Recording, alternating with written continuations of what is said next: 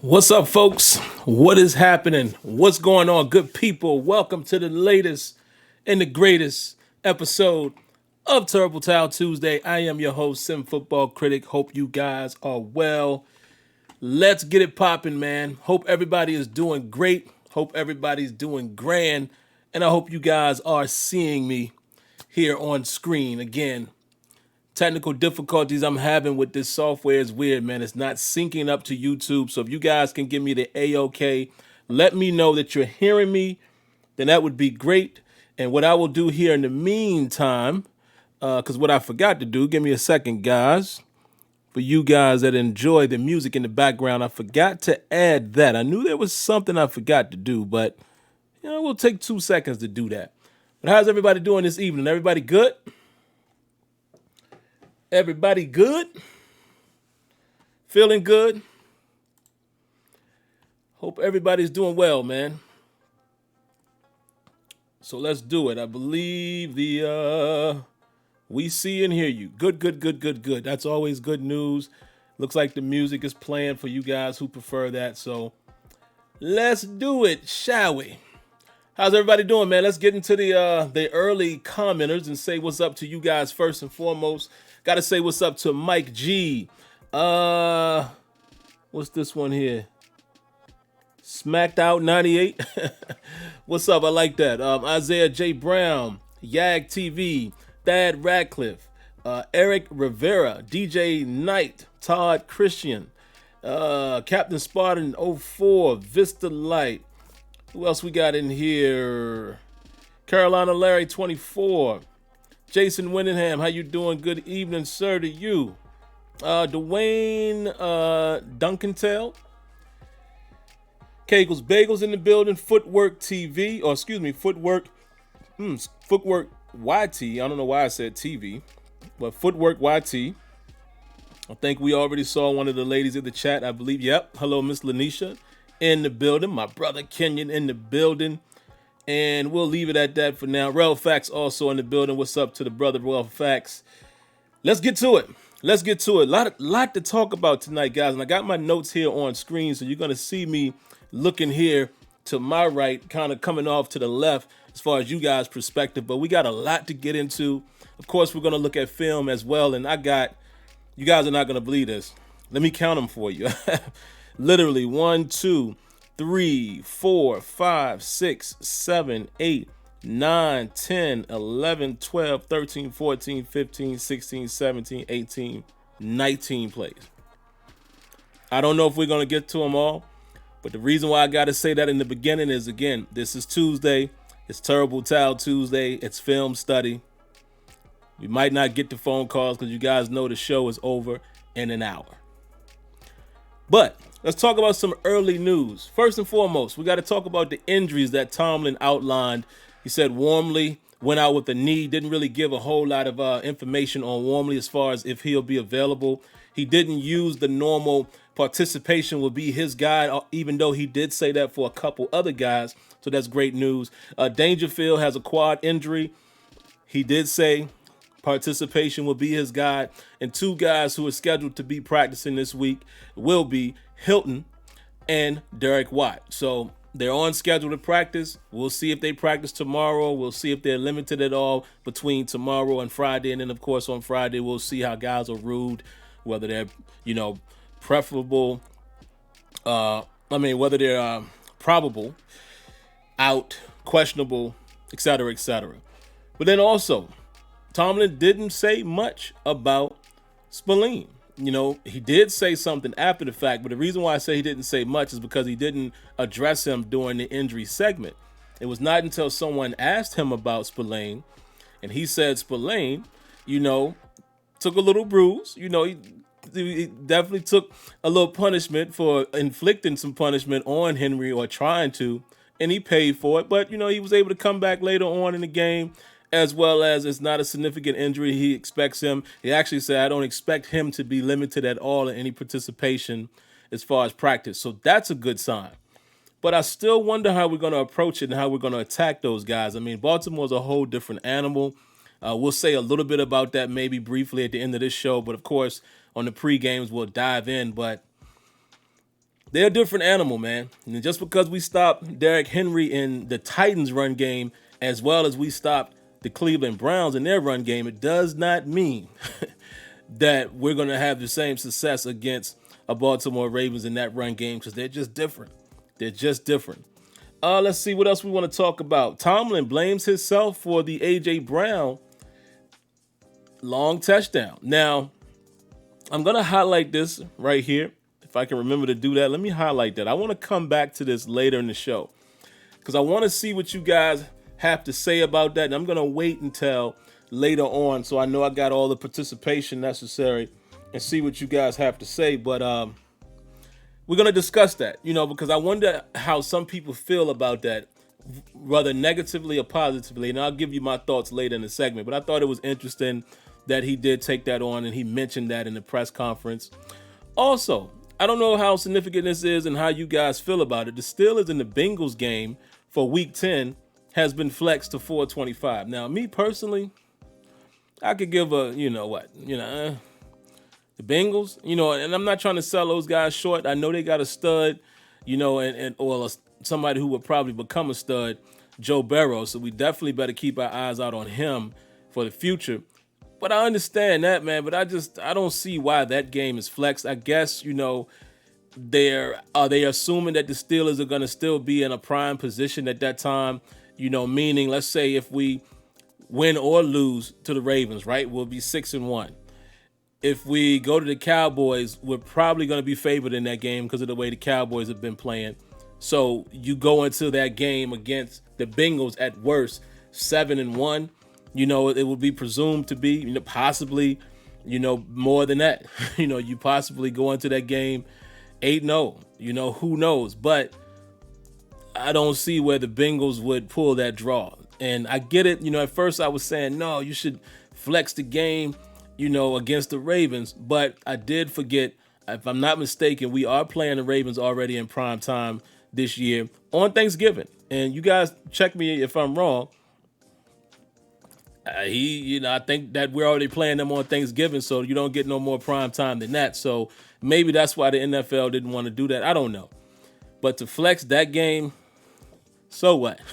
I felt like the Titans game should have been flexed, but I don't know if there's some ramifications of that, whether they don't do it earlier in the season or not. Who knows? We'll never know, right? But anyway, let's move on.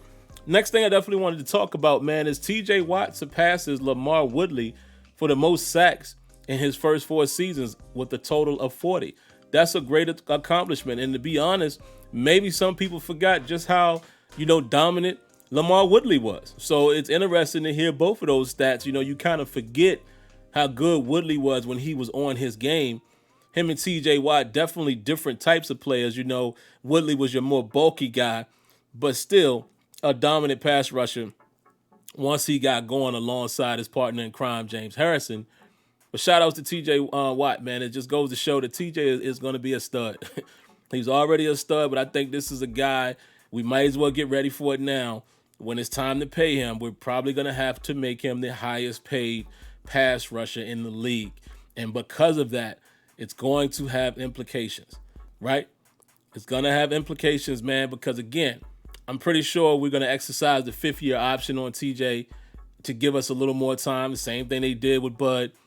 But you still got to come up with a plan to sign him the very next year. So, like I said earlier, with your Jujus of the world, with your Connors of the world, we'll see. We'll see what happens with some of these guys, your Hiltons of the world, even though you don't expect his contract to be crazy. But again, for what Hilton does, he's earning himself some money. So, we'll see. I think the last thing I wanted to mention is I found out earlier when I was listening to Steelers Depot, shout outs to those guys over there, man, that they said that 0 sacks on Big Ben. I didn't even really pay attention to that. I know he took a couple hits, but the offensive line didn't give up any sacks. So kudos to them. Great job, O-line, for keeping Ben upright. We can definitely appreciate that. So now, guys, without further ado, as I rub the hands together, let's get to it, man. Let's look at some footage, shall we? Lots to look at, guys. And, of course, once I get it up here, I'm going to make sure you guys are able to see it properly. Give me a second. Nope, that's the wrong thing. Oops, that was the intro. My bad. And I forgot to show that. See, guys, I'm telling you, man, when you live, sometimes you forget. There we go. Let's let this open and play out, and you guys let me know how well you are able to or not able to see. Looks good. I think it does. And give me a second, guys. We're gonna start this back over. Make some minor adjustments here. Give me 2 seconds. Make some quick adjustments, and then we're off and running. All right, boom. Let me pull me down, get me out the way a little bit. And there it is. Everybody can see it. Good to go? Virtual thumbs up. Okay, Kegels, Bagels say all good. All right, great. We'll take your word for it. So the first thing we're going to look at, man, a lot of, I seem to run into a lot of first quarter plays that I want to show you guys. And like I said, I have a total of 19 here. I don't know how many we're going to get to, but it's just some little plays that are very important. And let me say this before we dive into it. Let me take this off screen for just a second, and then we'll come back. I'm going to say something that maybe some people will agree with. Maybe some people might not agree with. But I think it needs to be said. Minkah Fitzpatrick didn't have his best game, folks. We're going to take a look at it. I hate to say that because I really like Minkah. And again, after the game, I didn't have as much to say about Minkah, right? But watching the footage over and over and over, you start seeing some things that you have to bring to our attention, us being the fans. Hopefully these things are being brought to his attention himself when he watches. And of course, I'm sure the coaching staff is doing it. But there's some plays left on the field out there by Minkah, whether that's a missed tackle or, me feeling like maybe he made the wrong decision in coverage. And I'll show you that. Now, this is not me saying that Minkah is not good, because let me also challenge someone I saw in one of the comments from the post-game show. They said, who is this guy dressed up like Minkah? He's not the same guy. He's basically been saying Minkah's played like trash. I'm not going to go that far. I mean, let's remember, we're talking about a guy who just got a pick six, against Cleveland. Now, did Baker pretty much throw it right to him? Yes. But did Minkah rob that route the way he was supposed to? Yes. Are we spoiled and thinking that Minkah is going to be what he was last year? I think some of us are. But that's almost impossible. The way he started with us and how he finished, that's almost impossible. The things that you can rely on, though, is he still solid? Is he still playing the way he's supposed to? Is he still the last line of defense for the defense? Is he still a sure tackler? Those are the type of things you can expect from him, as a player each year. Is he still very disciplined? Is he going to make a few plays here and there, at some point during the week? But to expect the turnover ratio that he had last year, come on, man, that's a little too much to ask. And sometimes you just got to face the facts, man. It's an anomaly. That's not going to happen every year. However, I will make this comparison, and you guys may agree with this or maybe not. If you watch Budda Baker, now again, if I'm not mistaken, I think Budda is more of a strong safety, and he's all over the field. They play him everywhere. But when you watch Arizona play, there's a lot of times that you can point to a play or two or a few in that game where Budda Baker was involved. I want to see more of that from Minkah, where, he's involved quite much. And it doesn't mean that he got a pick. It doesn't even mean that he got a PBU, but something about his play showed up.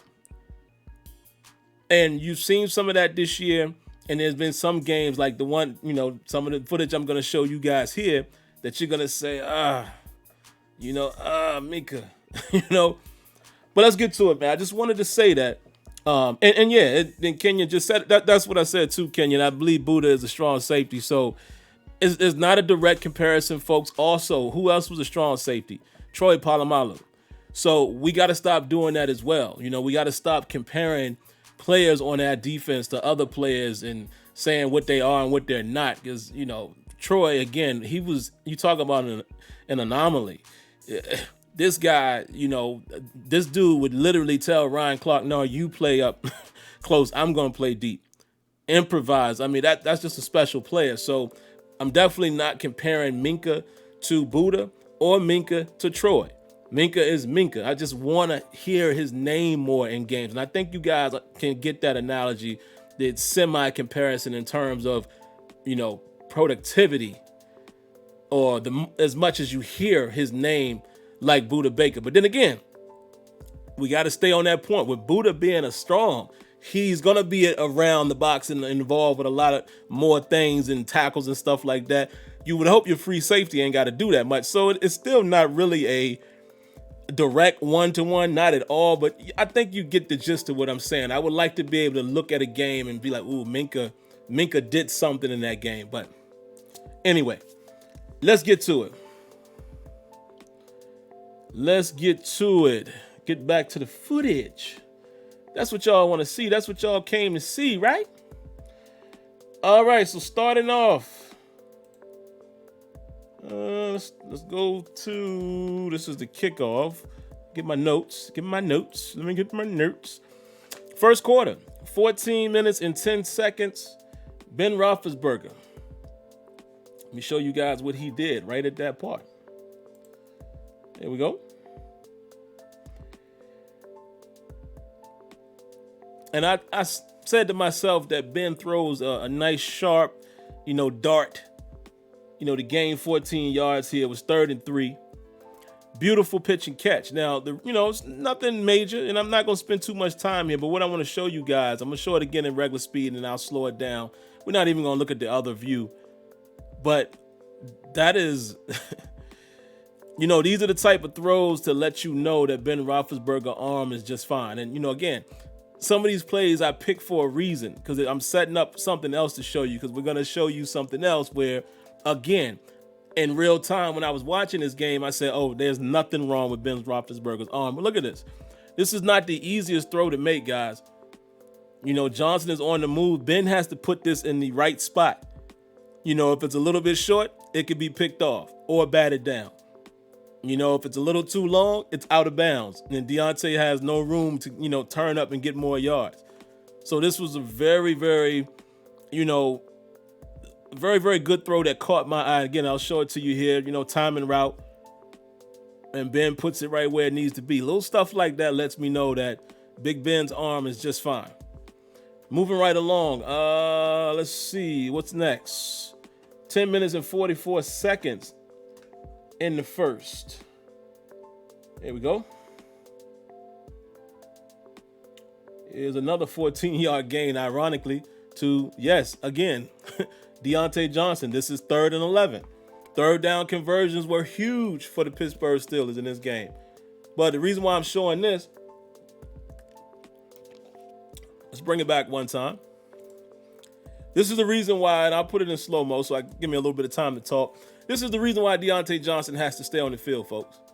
I know some of you guys have been saying since Chase Claypool was lighting it up, you want to, let him get more time and maybe take some time away from somebody else. It ain't going to be Deontay Johnson.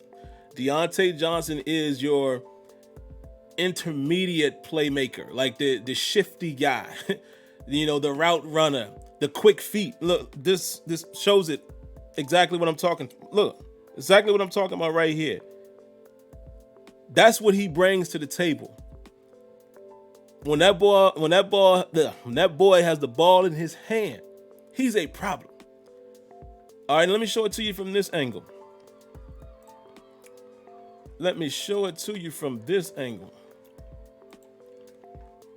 I just want you to see the footwork, man. It's beautiful, beautiful stuff. The wherewithal to just know where he's at. Boom. Stop and plant on the dime. Cut it upfield. And look at this. He doesn't quit. He's a playmaker. Look, he gonna try to cut back inside even right there. He ain't going out of bounds. Playmaker. He's a playmaker. Now, of course, Chase Claypool is a playmaker as well, but again, it's hard to get him off the field.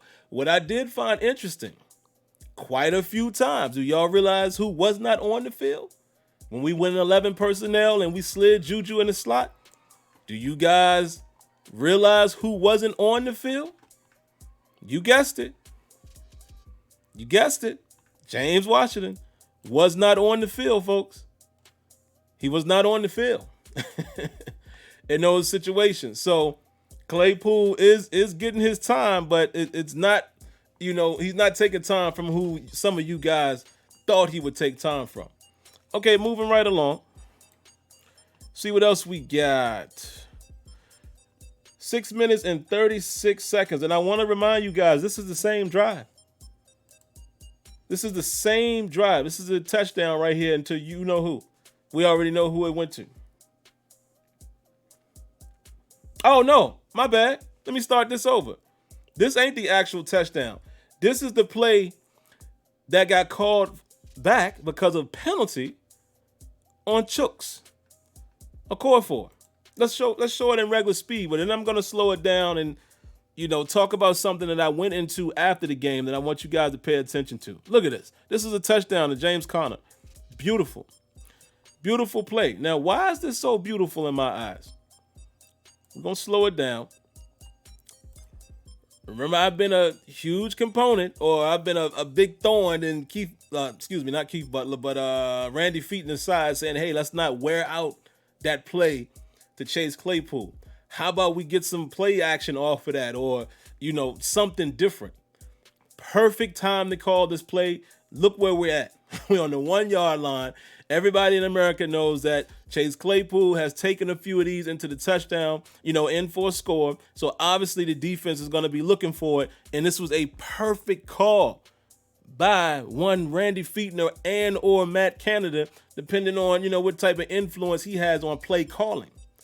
Beautiful stuff. Boom. We're going to get the fake to Claypool right there. James Conner leaks out. Great matchup. Once again, Ben Roethlisberger throws the ball where it needs to be. It's a touchdown. This is the type of stuff I need to see from Randy Feetner. This is what you call non-predictable. I love it.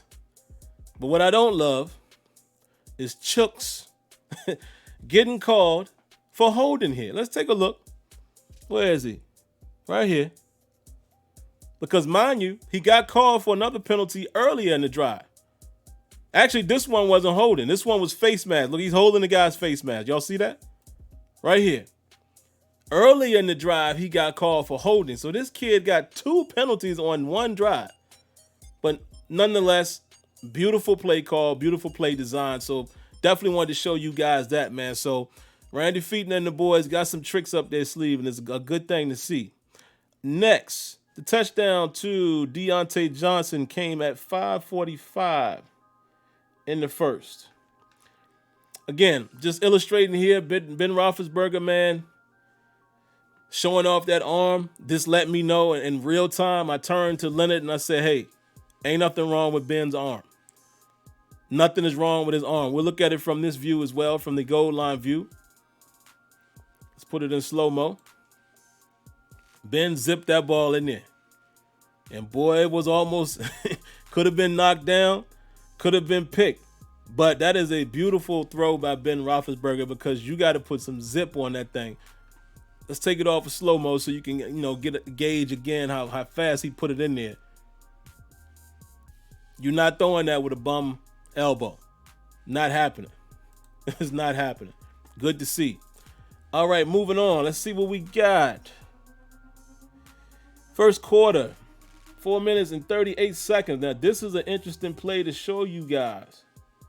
Very interesting play, man. There's a couple things that I pulled out of this play. This is Cam Sutton. Cam Sutton does a good job here. Almost comes up with a pick. I'm going to show this play again, but let's go to the end zone view. I don't think it shows much, but I want you to see Cam Sutton there pre-play. Beautiful. Again, we all know that Cam Sutton is the better cover man between him and Mike Hilton. His instincts are just better. We've been hearing that he was one of the smartest guys coming out of college. His coach said that, and They say that about him with the Steelers a lot, and it's starting to show up. But I think all of us pretty much know that. Did a great job. That's why I have him in the thumbnail. I want to highlight Cam Sutton, give him some love.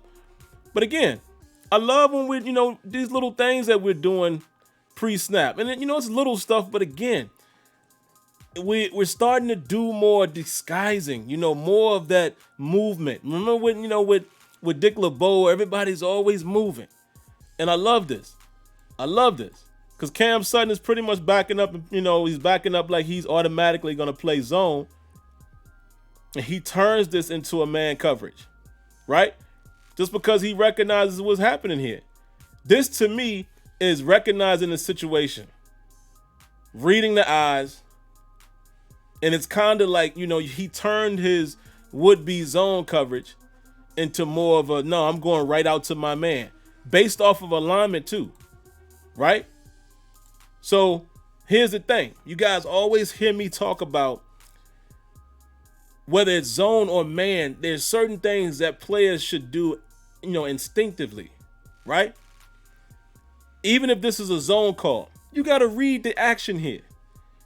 All you have on this side, you got your number one right here. And, they're in a very compressed, semi-compressed set here. They're not split out as far as these guys, because of the hash marks and all of that. But you're supposed to read that as a defender. So watch this. Cam, to me, seems like he read this immediately. He's going over here right off the bat. He could tell that this guy is either going to go down the seam or he's going to keep it short, but he has help in here. So instead of him getting lost in the sauce, he's going to go over here and make this a tougher out for him. Because now both him and Hayden is over here. You see what I'm saying? So he made this decision very early. Nah, ain't nothing happening over here. There's only two of you guys over here. I'm going to cut this off. I got Joe behind me. And this is probably Terrell Edmonds. Because this looks like what we running here. This is quarters. Looks like covers, looks like quarters coverage to me. He's the first man out. So he's going to, take this area. They're not really doesn't look like they're doing match coverage here. But, quarters can turn into match anyway. But this is straight up against this set. This is straight up. You're going to take him, man. You got over the top. You got here. You got here. You got over the top. And, you're going to take this guy underneath. And then these guys in here, we'll rally to the tackle. Right? It's 3rd and 16. But this was a beautiful play. But what else am I showing you guys here? Who did I spot on the field? This is dime. Let me count them for you. 4 down linemen. And you have 1, 2, 3, 4, 5, 6 DBs. Right? You got 2 here, 2 there, 2 there.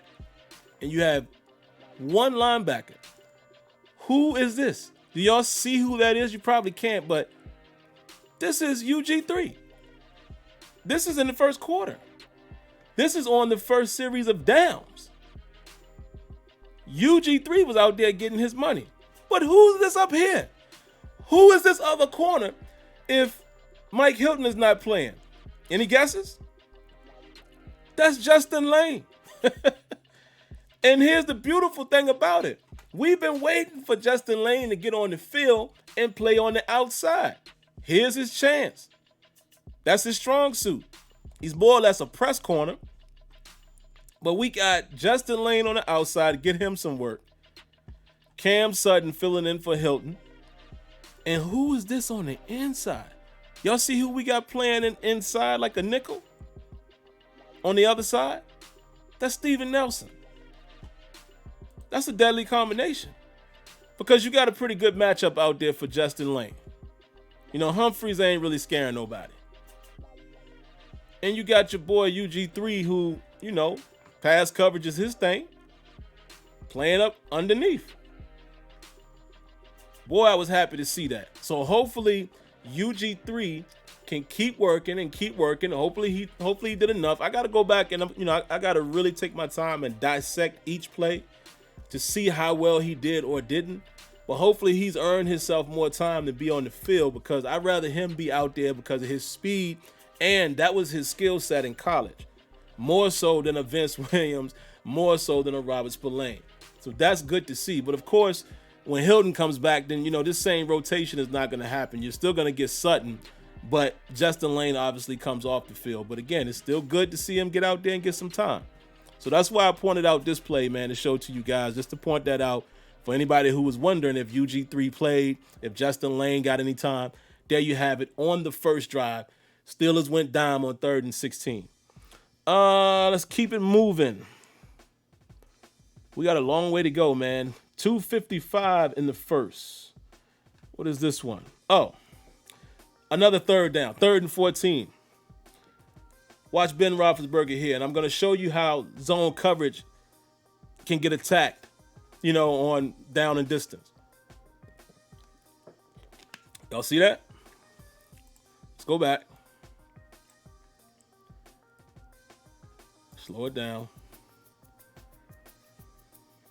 Now, here's something I want to highlight. This looks like it turns into a cover 3. Because this safety over here, is pretty much going to drop down. He's going to take anything like this area. He may jump underneath, but he's primarily covering anything, right in this quarter area, right? Then you have your one safety that plays deep. You have your 2 corners that's going to basically play like a, like a bell. Not really a bell, but kind of keep guys in front of him technique. They're playing their third, their outside third. And then you got your underneath guys here that should be taking, he's going to take anything across the middle, drags and things of that nature. He's free to play this intermediate area as well. He's really going to push anything back inside. And also this guy here, this defender, his main job as well, in most cases, he would drift back and he would funnel him, push him back inside. But look at what they do here. I love this. I love what they do. They tried to take Juju away. This is not man coverage, but watch how he plays this. Watch your boy. Check him out. And then he's oddly lined up, but look, he's only there to impede Juju. So maybe they were anticipating Ben throwing it across the field. Look, he's going to impede him, get a hand on him, funnel him inside, and now look. Now he's going to peel off, and he's going to go play the flat area. Right? The curl flat. Beautiful. So this guy, what ends up happening, again, zone coverage, if you don't get home, if your front end don't get home, a good quarterback is going to read through those progressions fairly quick, and he knows where to go. So it's amazing how football works, guys, because Ben Roethlisberger has to make this read in like a second, right? So even if he was going to Juju, who knows where he's going, but he is looking in this direction. He's looking kind of straight down the field, so he's kind of looking here, but he could be looking a safety off. Who knows? But as soon as Juju gets picked up, Ben, look, now he turns his head back to the right, to his right, to see what else he has. He's got time. He's got all day. Got a deep drop right there, and the offensive line doing a phenomenal job, right? So because this guy doesn't stay with Ebron, here's the reason why he doesn't. He can't. He has to now catch anything coming across. He's here for anything in this intermediate area. He has to drop down and take away drags, crosses, etc., etc. Because remember, this guy is forcing him inside, making him go inside. Right? So Ben recognizes that. He's going to drop down. He's reading Ben's eyes, and Ebron finds the soft spot. And Ben gets to throw there. Nobody's faster than the football. This guy is occupied with him. Safety is way too deep, and the corner is way too wide. And next thing you know, 3rd and 14, and Ben throws the ball away from coverage, gets it in just in time for Ebron, take a little bit of a licking, and keeps on ticking. Right? So let's look at it from this angle. Look at all this time Ben got. Look at that pocket, man. Clean pocket. And look at this. There's Ebron. But look at Ben. I don't know if you guys can see it, but watch the way Ben's looking. All right, head in the right position. He's kind of slightly looking to his left. He's going to come back to his right. And now he looked him off. And bam. He can see Ebron coming free down the middle of the field. Outstanding. Outstanding quarterbacking right there, man. Shout outs to DJ Cam17 for the subscribe. Appreciate that. That's outstanding stuff right there, guys. So let's keep it moving. Where we at? We already at 36 minutes. I told you, man, Tuesdays is tough to get phone calls in, but I'm going to try to speed it up. But we're probably not going to get to calls tonight, man. Let's see, because I got much more to show you guys. Where we at? 3rd and 12. Another conversion. Just to show you an outstanding catch and throw by Ben Roethlisberger. This was it's in the second quarter. Let me find it. I didn't put my timestamp on it. I got that it was 3rd and 12, so that I should be able to find that fairly quick. Here it is. I think it's right here. Yeah, this is the one. So check this out.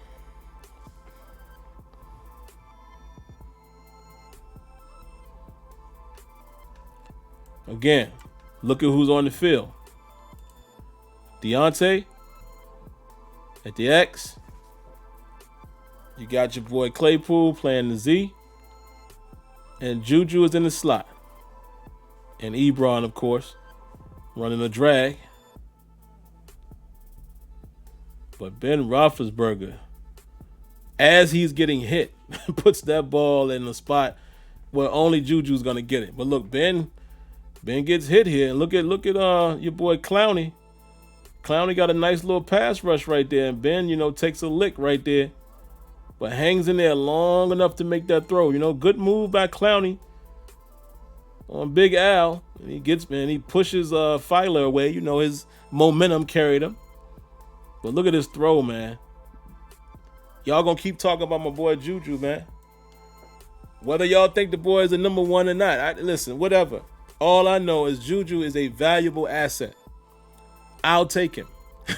And for all you Juju doubters, it is what it is. We agree to disagree, but Juju makes some clutch plays. Look at this catch, man. This is not a great throw, folks. Ben is just trying to do what he can because he knows the hit's coming. Throws it low, and Juju goes down and snatches that thing up. Outstanding. Outstanding. Let's keep it moving. Second quarter, 10 minutes and 32 seconds. No, excuse me, 10 minutes and 53 seconds.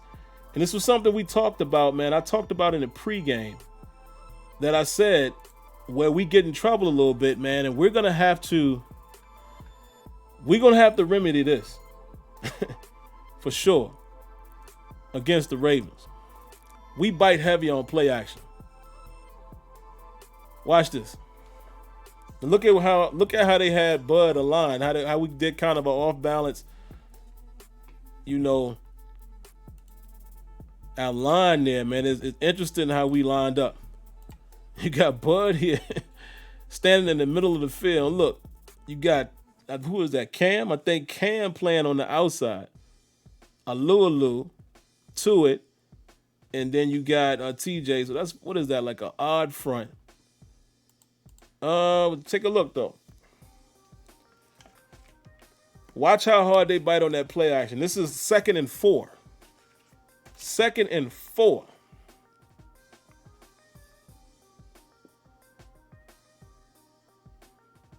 And Minka standing still, too. What Minka looking at? And he makes the tackle there, but let's look at it from this angle. You guys can see Minka. Now, think about it. There's only 2 guys going out in coverage. Going out in routes. Check this out. Y'all tell me what was Minka looking at. Minka, a lot of times he gets caught watching the quarterback. What you're supposed to when you're playing zone, I get it, but I need him to react a little faster. Now, wait a minute. Let's go back. It looks like maybe he was looking at, he might have been looking at Corey Davis here. So I might be being a little too hard on Minka. Let's see. Yeah, he's watching Corey Davis. So, okay. He took his eyes off of this guy, but we get beat so badly with these situations, man, where we're playing, we're funneling everything inside, and you got your guys kind of playing that, that off man coverage, man, and you only got the single safety. You just leave so much space. And I understand why, I get it. I get it, but, because you can't press on every play. And, a guy like A.J. Brown, I don't think we got corners that want to do that much anyway. But really, the reason why this is able to get in there is look at the linebackers. The linebackers bite so hard. Look, man, before the ball is even, this ain't a blitz. That's not a blitz. Because they didn't go crashing in. They just stepping up to the line. So we played it very aggressive, but give it up. Now, this is important. You'll see why. You'll see why later. Don't worry. Don't worry. We will see that again. All right, so the next play, 8:54. 8:54. This was that tip play to Humphreys. There was a reason why I wanted to look at this, and I don't remember now, but I guess I'll see it in real time. But I marked this down as a play to show also. Let's see. Let's see what I noticed here. Oh, okay. This is why I wanted to show this play. Let's back it up. Now, a lot of times I'm critical of zone on third down, right? Very critical. They played this fairly well. It's 3rd and 9. And we locked up pretty good in our zone. But watch what happened. If the pass rush doesn't get there, then, there's always going to be a hole there, right? But look, UG3 does what he's supposed to. Look, they got that locked up. But Tannehill's able to buy a little bit of time. A.J. Brown is in sync with his quarterback. And boom, he's able to complete that pass. Actually, he doesn't. Remember, this was the one that went off of A.J. Brown's hands because it was high, and then Humphrey is the beneficiary of the tip. But look, so I just want to show this again, man, for some of you guys that might be like me, and we're always mad when we get burned on third down and we're in zone. But look, pass rush didn't really get there. TJ is coming, but Tannehill's able to buy just enough time. He almost got hit, but A.J. Brown worked away from the zone. So I just want to show you guys that again. They did their jobs here. Everybody did their jobs. Look, everybody's accounted for. He's trailing. He's underneath. He's here. Minka's gonna drop down if he comes in, or if he runs a little skinny post. Minka's gonna drop that. Everybody's doing their job here in the middle of the field. Oops, I didn't mean to go back there. UG3 is going to carry him as far as he should, and then he kind of passes them over here. They both lock that down. He's locked down. I mean, we covering the sticks, but he works away from the zone. And it was a high ball. We would have been off the field, but Humphrey just happens to be standing there, Johnny, on the spot. So, in theory, that play would have worked. So, I can't even be mad. All right, let me speed this up, guys. We have 44 minutes already.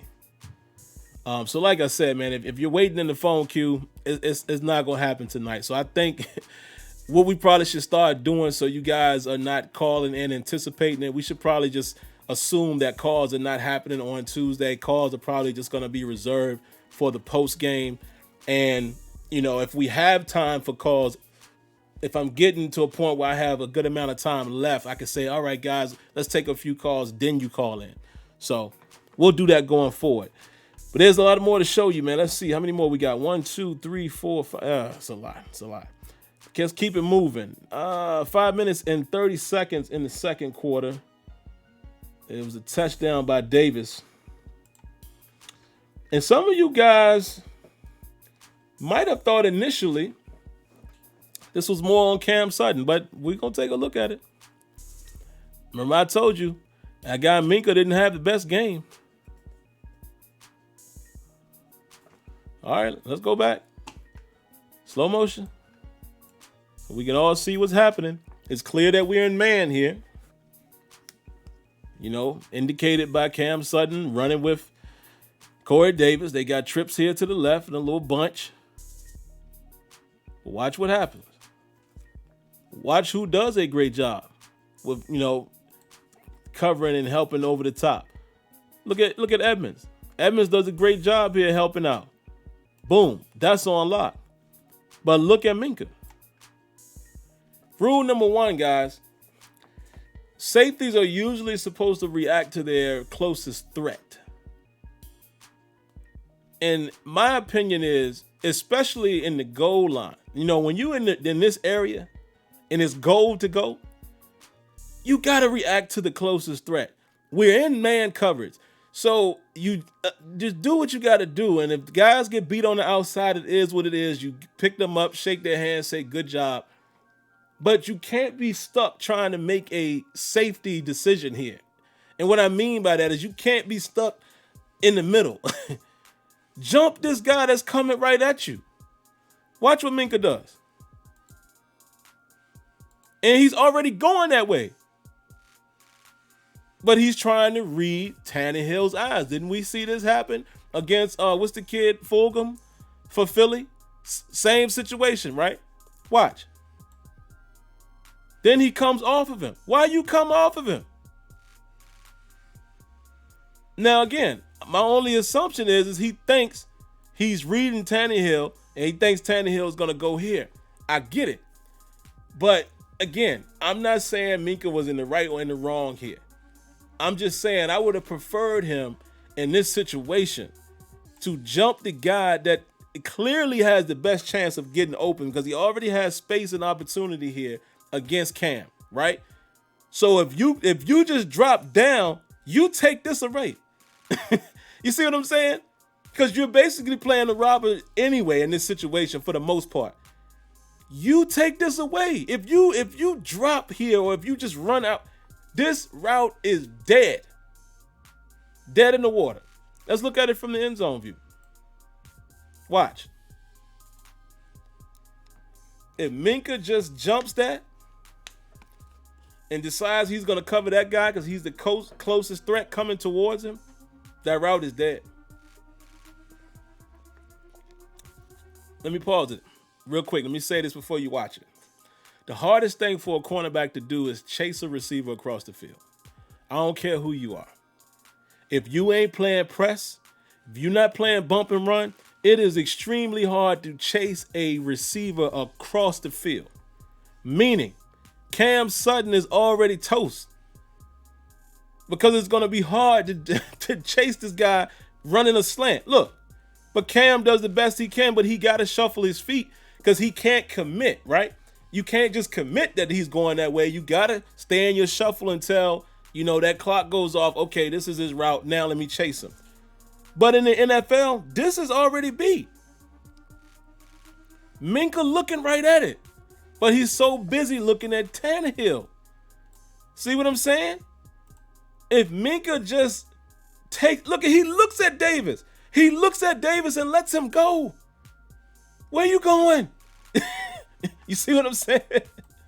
Look, Tannehill manipulated him with his eyes. And again, that's going to happen. That's called quarterbacking. Using your eyes to look them off. Baker did it to us last week, right? However, again, understand the down and distance. You already see right here. Look, I'm going to show you in super slow-mo. You looking at Davis. Minka is literally looking at Davis. Rob this area. Rob this area. Do you guys agree? You guys agree or disagree? Y'all tell me. And like my man Dan just said, as a safety, you got to bracket the inside, player. You have to. Listen, I didn't make it to the NFL. I played strong safety in the secondary. I know these rules. And again, certain players do it differently, right? Certain coaches will coach it differently, but dog, the one thing that you cannot do is have a brain freeze when you are protecting the goal line. Like, things change when they only got to goal yards to go, right? Goal to goal. Come on, man. All right, I was just making sure, man. Yes, Vista Light says, but Hayden could have jammed him before 5 yards. But yeah, but that wasn't Hayden. That was Sutton. But I see what you're saying. But again, I told you guys a long time ago, for whatever reason, the Steelers don't press much. I don't know if they're just not confident in the size of the corners that we have, but we don't do a lot of bump and press, and I don't know. Minka was waiting for the ball release. You ain't lying. You know what he looked like, guys? And I hate to say it. It looked like he was a Madden player. Ain't that what y'all hear me scream about on Madden all the time? Okay, I'm getting riled up. All right, it's 51 minutes. Let me roll through this, guys. I think I can cut some of these plays out. Let's go to. Let me go to one of the big ones, because some of these we don't have to show. We will show. Hold on. Let's show Ray. There's a couple plays I wanted to show Connor. Connor was doing his thing, man. His vision was like impeccable.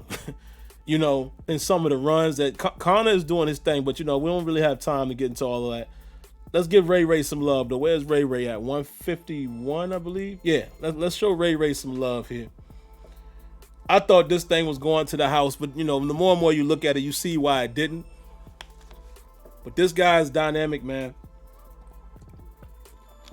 What's so beautiful is we have 2 return capable guys in him and Deontay Johnson. And we were looking for one a year or 2 ago, right? Look at this, man. This kid is just, oh man. Look at this. Boom, makes him miss. Cuts back in like, whoop, nope. I'm going to give you the Chris Berman right there. And I'm going to give you the whoop, give you the Chris Berman. And it's off to the races. But you know what's funny? He always, in the last 2 returns that we've seen him do well, right? Not a return, but remember when he did the end around and, he almost scored? I think it was against Philly, I think. He quick to look for the guy to stiff arm. Just keep running. But honestly, right here, this is why he didn't score. And I saw it in real time. I was like, he made a good decision here because he couldn't get through there.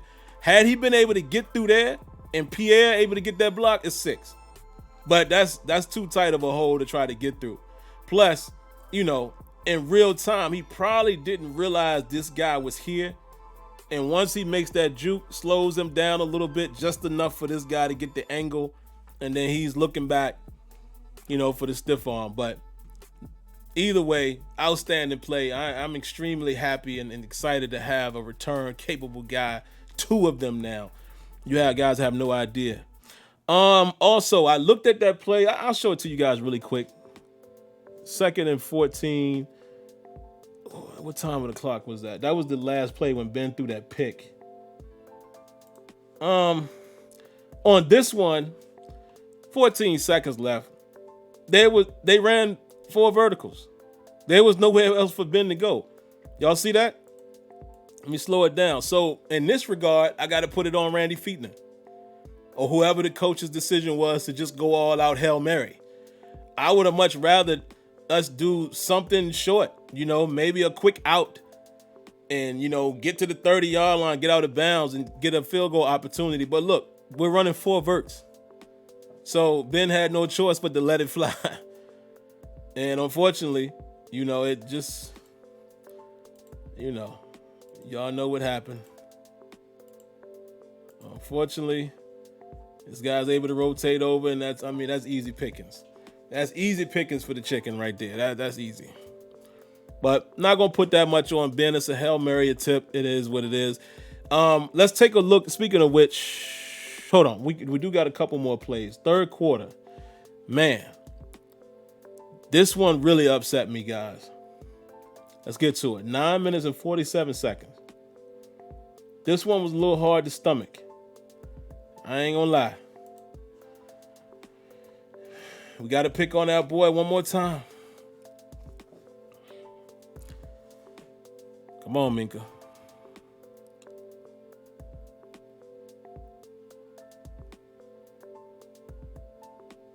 Minka. Oh, Minka. And, it's needless to say, once that guy catches the football, it's off to the races. But Minka, what? Don't know what was happening here, man. Now, I do think, again, listening to the good guys over there at the Steelers Depot, on the Terrible Podcast, it is a very good chance, man, that Minka probably anticipated a tip ball here. Because Vince Williams almost got it. Speed it up a little bit. But once again, look, this is the main thing I want you guys to notice. Once again, sucked up on play action. We can't do this against the Ravens. They love play action.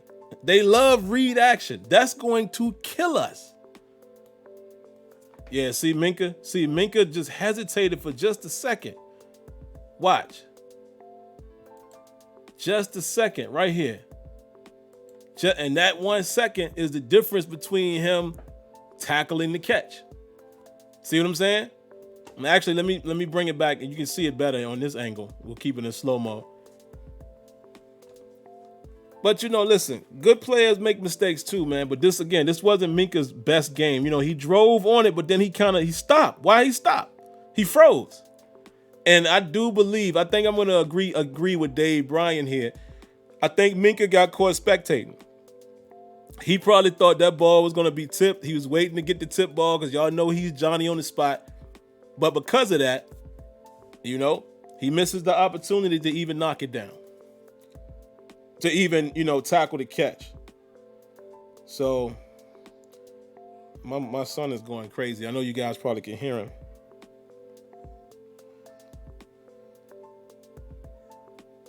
But, yeah, man. There it is. What you gonna do?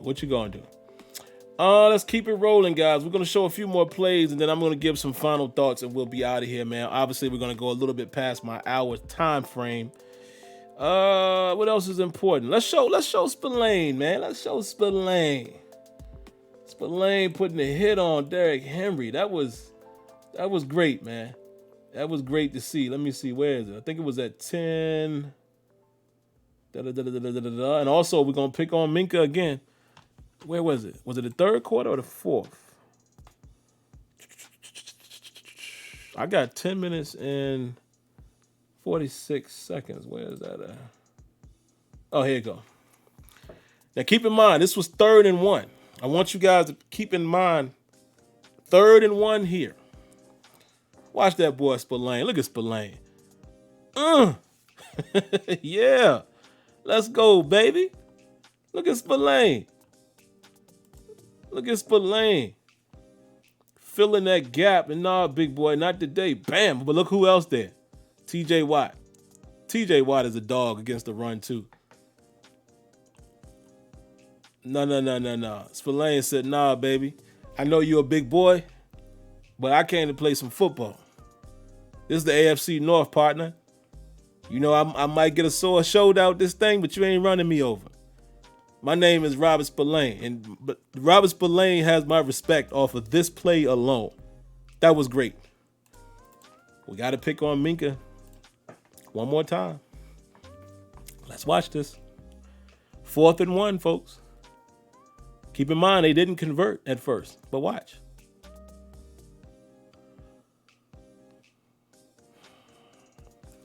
Off the rip.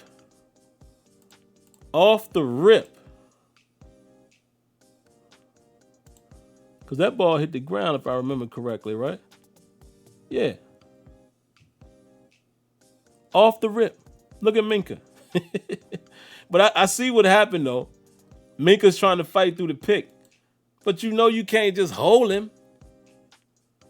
Come on, Minka. Like I said, man, everybody has their bad days. But look, he holding that man off the rip. Off the rip. Good defense right there by Nelson. But I wish, you see teams pass this off. I wish we would adopt that, man, where, good teams, I've seen defenses pass like, yo, switch, and they pass that off. And this guy would run out there and try to, protect this guy instead of them, instead of Minka trying to fight over. And again, that's not his fault. If we don't play it like that, we don't play it like that. I'm only getting on him because, he holds him right off the bat. And again, I'm not saying it was, listen, you saved the touchdown, they would score after that, but I'm just saying there's no way you're not getting called for that. You literally was caught with your hands like this trying to grab. But anyway, I think that's all, man. What else did I have on my notes? I had more to show you guys, man. It was another play action I wanted to show you that, again, burnt us. I think there was another play, and shout outs to C. Antoine Hill for the donation, man. I'm going to come right back and read your comment. Give me just a second. There was another play I wanted to show you guys. And I'm not even going to worry about showing the 3rd and 12. Might as well. We passed time anyway. Let's just do it. Check this out. 2 minutes and 40 seconds left in the fourth. This is that play when Ben got picked again. And I remember saying somebody was open underneath. Now, granted, I got on Ben a little bit about this after the game, but as you take a closer look at it, he just got to make a little better throw. I understand why he went to Juju, but look at the options we got here, right? Look at the options that we end up having. And I know it's heat of the moment, but again, Ben made the right decision, and I'm going to show you guys why in a moment, but just look at what we left on the field, right? You got James Conner's going to end up out here by himself. He makes that catch. Maybe he makes this guy miss. Who knows? You got Deontay Johnson coming across the middle. And you got blockers here. Maybe he makes a guy miss, gets in the end zone. Who knows? You also got Eric Ebron on somewhat of a semi-wheel, like a flare out. Look, Ebron is running a wheel, pretty much a wheel off the line, and boom. Let's say you hit him quick. He's already looking. Maybe he makes a guy miss. I don't know. Like maybe he catches it. I don't know. But either way, let's take a look at why Ben chose to throw it to Juju. And I'm not mad. Look at the alignment, right? Let's go in slow motion here. Ben sees it all the way. He gets Juju on a linebacker. Linebacker, back turn. If he throws this ball a little higher, Juju may come down with it. But Ben even said himself, he threw it too low. So the linebacker didn't even really, he made the play, but not really. He was in good position, but if you throw that ball up, Juju might catch that, and the game's over pretty much right there. But what a throw by Ben as far as the decision and fitting it in there, that's an NFL throw. Only problem is you got to get that up a little higher, Ben. You got to get that up a little higher. Got to get that up a little higher. Ball pops out. It's the doink effect. But I understand why he did that. Yeah, I do. I understand why he threw it because you see this matchup, you taking that all day long. And that's a heck of a confident throw, man, to still know you got to fit it in there before the safeties get over. But again, look, Juju got his hands on it. If Ben puts that ball a little higher, that might be a catch. And we would have been talking about what an outstanding throw, what an outstanding catch to end the game, essentially. Last play I will show you guys on that last drive, that final drive. Joe Hayden, have mercy for Percy. Have mercy for a person. Joe played a pretty decent game, but right here, he's done from the word go. Look, he is toast from the word go. You see that? My goodness. And like I said, folks, Joe Hayden is older now. He's not as fast as he used to be. You know what I'm saying? He's not as fast as he used to be, and guys are going to get him like this now. Again, which maybe that's the reason why we don't run a lot of bump coverage. But, again, I still have my feelings about it when we're on the goal line. This is probably why we don't do bump and run, because Joe Hayden can't run. However, my man is out there. Justin Lane is out there. Why don't you put Justin Lane on the big boy and let him bang, But it is what it is. But all right, guys, I hope you enjoyed film study. Let's go ahead and get that off the screen here, man. Let's take a look and see what you guys got in the chat, man. My final thoughts, and I will be brief with it. We got a lot to clean up in regards to play action and protecting that side of things against the Ravens. Listen, guys, let's not kid ourselves. Let's not think about last year and, we contained them and we did the best on. Yeah, that was last year, though.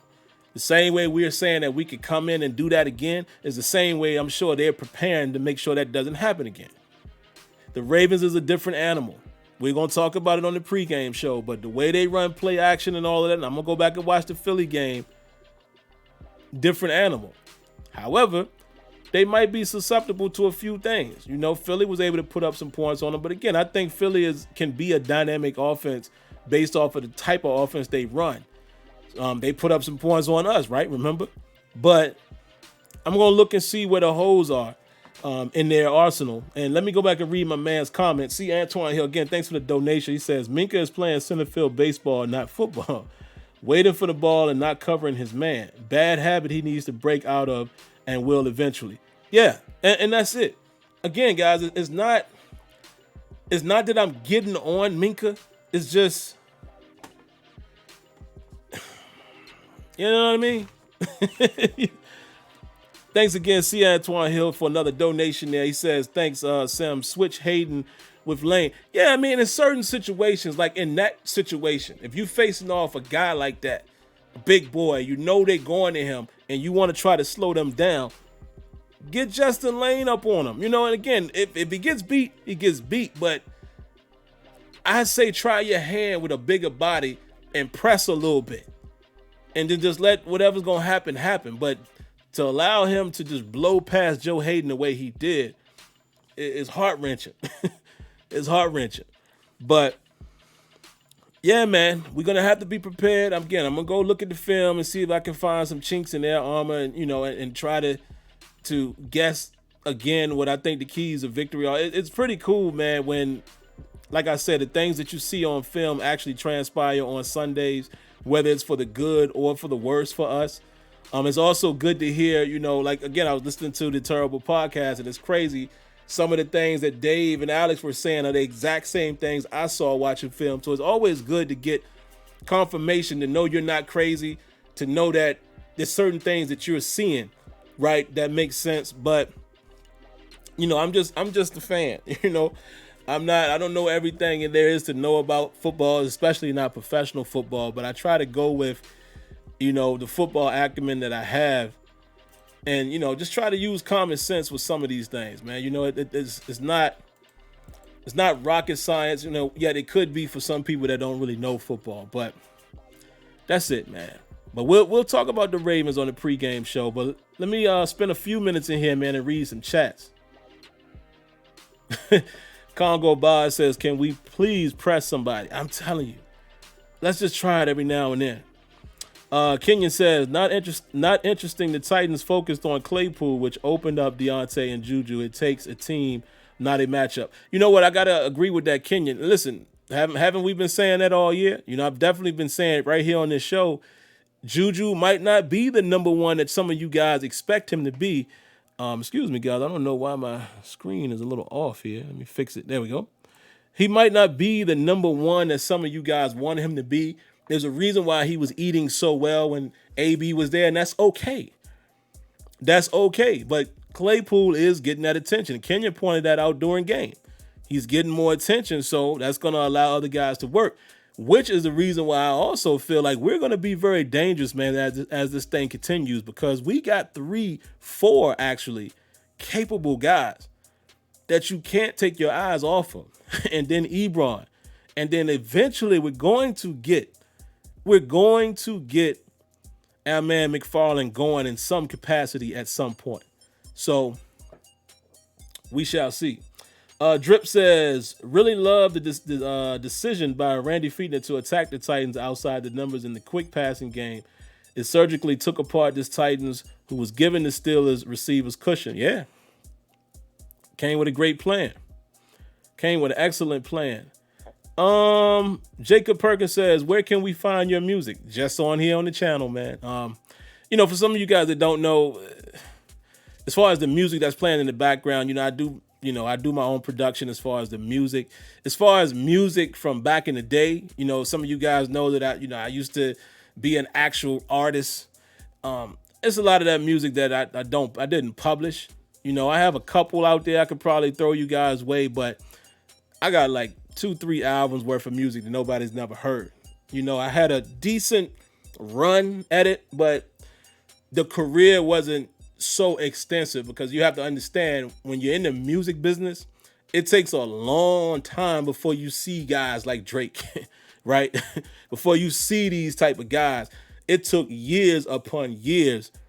And I was kind of in that year working up to it era where I had the opportunity though I lived like an artist. I traveled, I opened for many people. I mentioned it here to you guys, Common and Nas and Lupe Fiasco and LL Cool J. I had the pleasure, Floetry.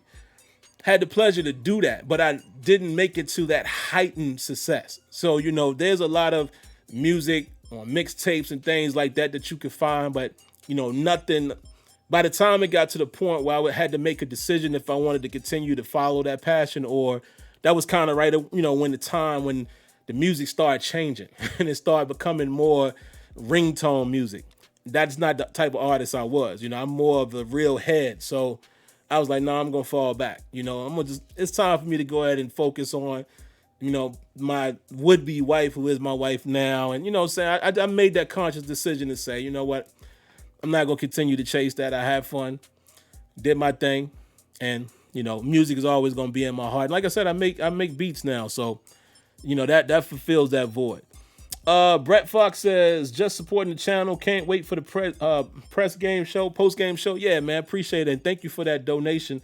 Let me read a few more comments, man, and I'll get out of here. Neil Andrews says, any cornerback in the market Steelers can make a move at basically replaces Hayden or the lack of speed at cornerback. Okay, I have to take a look and see who's out there. But again, let's not act like Hayden hasn't been okay for us. It's just certain situations we're going to have to try to find a way to make him less compromised. And that's all. We'll figure it out. Hopefully they'll figure it out. Builder's Life says, our biggest team weakness is our zone D. They don't do zone pattern matching. They watch the quarterback's eyes too much, which allows people to run free and wide open. We also don't switch off. That's it. That's it. And that's what I'm saying, man. You see teams that switch those situations. We've seen it. I've seen New England do it. Maybe not this year. They're getting tore down. But I've seen Belichick play, especially on the goal line. They would take rub routes away because they switch off. That type of communication. And like you said, you got to have that pattern matching, man. You can't just play drop zone. You can do it in spots, but you got to incorporate more pattern matching. And we've done it. That's what baffles me sometimes about Butler and or Tomlin. If Tomlin is helping call some of those plays, there's times where we do it. And it's like, what makes you decide to go back to a standard, just basic drop zone? I don't know. Couple more, guys. Was I at Walmart saying, check out my CD? Nah, man, never that. Sim, you said you would give your synopsis on the team around this time. What do you think so far? I gave that information on the post game, but I'll give it to you guys again tonight. We're a good team. I actually think, this is not me being biased. This is me using my optics, me seeing us play against two teams with talent. Whether you can say Cleveland is good or not, Cleveland is playing decent football. We just beat them. The Tennessee Titans are a good team. We just happened to beat them. You saw they came roaring back. I've watched Baltimore. I watched how Kansas City, what they were able to do to Baltimore. It was early in the season, but needless to say, they did what they did to them. Nevertheless, right? They picked apart Baltimore's, even when they ran straight up man, which sometimes they've given us trouble. Kansas City destroyed that, but we know what Kansas City is. But I can honestly say, man, looking around the league, in the AFC particularly, I think we are definitely one of the best teams in the league right now. You would have to say that. Now, again, how do we match up with Baltimore? We'll see. It's still relatively early in the season, because even if we lost this coming game, it doesn't mean that, we're going to fall apart and all that, and we couldn't win the latter game that we play them. But just looking at how we're playing, we're looking like definitely a Super Bowl contender right now, because we do have capable defense. Has our pass defense been as good so far? Probably not. Probably a little bit less than what it was last year. But our run defense has significantly stepped up. So that's going to help with the pass defense, right? The more opportunities you have to rush the passer, right? You're going to have more opportunities for guys like TJ Watt to get a sack, Bud Dupree to get a sack, or one of these boys to get a strip sack. So we're a contender. Our offense is looking like it can be potent. We have scored over 25 points in every game this season. That's crazy. So, yeah, I will say that. Now, things will change very quickly here. Kansas City, I would like to add, has acquired Le'Veon Bell, which we all know. And that team down south with, a guy that we're familiar with, two guys that we're familiar with, but one that we're familiar with, three actually. Bruce Arians has now, went against his better wishes, so I would say, and they've acquired Antonio Brown, which we're very familiar with, and Byron Leftwich, of course, another guy we're familiar with down there on that staff. Tampa Bay looking for real, bro. That defense, balling. They add an AB to that mix. So how we stack up against a team like that, who knows? So that's what I'm saying. I'm not going to sit here and say the Steelers are Super Bowl favorite to win. Nah, I ain't saying none of that yet, because we got to see how we handle the big boys, the Kansas Cities of the world, if we see them in the playoffs, if we get to the playoffs. I'm still going to say if. It's very likely that we will, if we at least, again, what we at, 6-0, if we win 4 more games, I think 10 wins gets us in the playoff this year. Easy. So we're likely going to get there. However, how do we play against them in a Baltimore?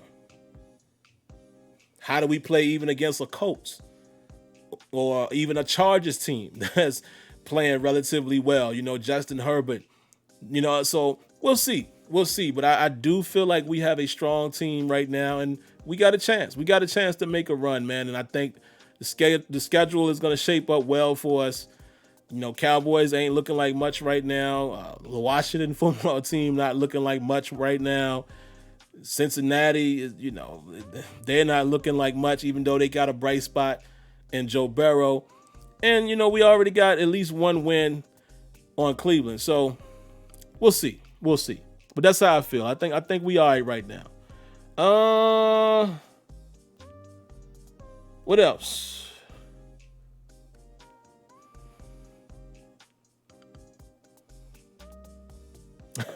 Gonna read my brother Tony's comment. He said, I know I'm stating the obvious, but it's gonna get physical out there. In other words, it's gonna be some bussing out there.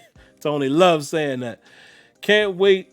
Wished it could have been a late game. We know how that is with CBS. Yeah, and you know what? I'm gonna be honest. I'm so glad my boy Tony Romo will be calling the game. I think that's what I heard. I think they said Romo is calling the game, if I'm not mistaken. So I love Tony Romo as a commentator. I've said that plenty of times. He's my favorite right now, period. Love Tony Romo. Love his analysis. But all right, guys, we're going to get out of here, man. I gave you guys 20 extra minutes. Sorry we couldn't get to the phone calls, but y'all know how it is. Again, you guys voted it. You guys voted, and y'all preferred to have more film studies, so there you have it. But again, guys, if you haven't already, y'all already know. I'm going to remind you to do that. Subscribe. Cut on your notifications.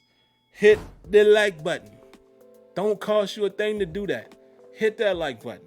All right, outside of that, I appreciate everybody who donated here tonight.